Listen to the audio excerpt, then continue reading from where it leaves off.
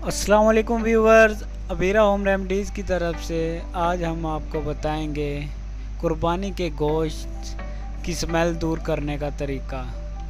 जब बकरा ईद आती है सब ही बहुत खुश होते हैं और घर की ख़वातीन पहले से प्लानिंग करने लग जाती हैं कि क्या क्या पकाएंगे, मगर अक्सर लोगों को कुर्बानी के गोश्त से मखसूस किस्म की स्मेल आती है, वो पसंद नहीं आती।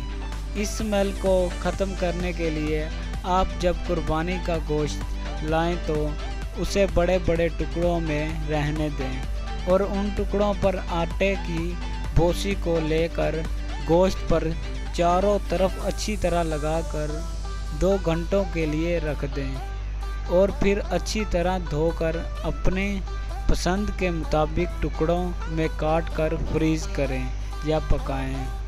अब कुर्बानी के गोश्त से वो भी लुत्फ़ अंदोज़ हो सकेंगे जो इसकी स्मेल की वजह से दूर भागते थे। मज़ीद वीडियोस के लिए हमारा चैनल को सब्सक्राइब ज़रूर करें और वीडियो को शेयर करना ना भूलें। शुक्रिया।